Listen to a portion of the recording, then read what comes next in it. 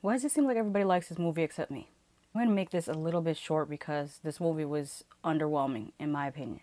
It kind of reminded me of The Descent, only with dudes. Maybe it's because it's some people from the UK hanging out in the woods. I mean, besides that, it doesn't share that much of a similarity, except for that the friends are dealing with a tragedy, like they did in Descent. In Descent, that one woman, her husband and child died in a car accident. And in this, the guy talked his friend into going to a liquor store, and he was too much of a bitch boy to help his friend out during an armed robbery. So that's the tragedy there. Two tragedies. The friend dying, and the other friend being a bitch boy. What's funny is one of the scenes when they were showing the forest, one of the characters looking into the forest, and the way the trees looked, it reminded me of a screensaver I used to have on my Mac back in 2005. You know the one, the screensaver with the trees in the forest. Well, if you had an Apple computer back in the day, you remember this screensaver, but that's what that scene kind of looked like.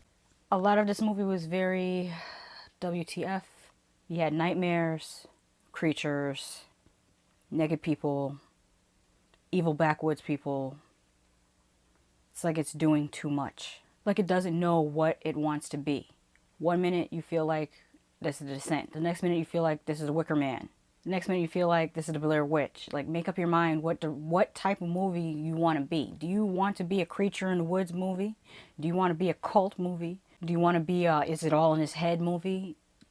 Pick one and stick with it.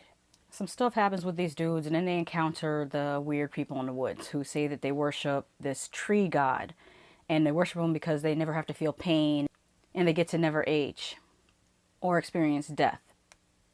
But they look like hell. Like they're missing teeth. They look like 10 miles is a bad goddamn road. What kind of existence is this? They all look like they have a serious aversion to personal hygiene.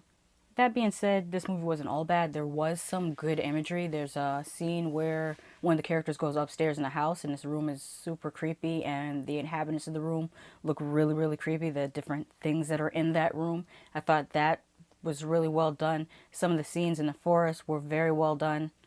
It just was all over the place as far as what type of movie it wanted to be. The soundtrack was good. It sounded really good in surround sound. The creature design was interesting. I didn't really care for it, but I respect the artistry behind it. Like, I didn't like the creature design in and of itself, but the work put into it, it looked well done. I didn't get the whole deer tree manishness of it. I was looking at the creature like, to the designer, what were you smoking? And again, much like The Open House, the director is good with this, but he doesn't have much of a story to work with. Like, I just felt underwhelmed. I felt disappointed. Again, I hate to compare it to Open House, but it's the same thing. All the bells and whistles, all the money, all the production, and no story. Like, what do y'all have against writers?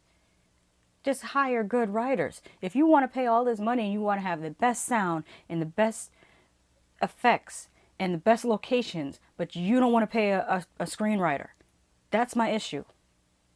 And then some people, they get tricked by that. They say, oh, wow, that creature looked interesting. It was different.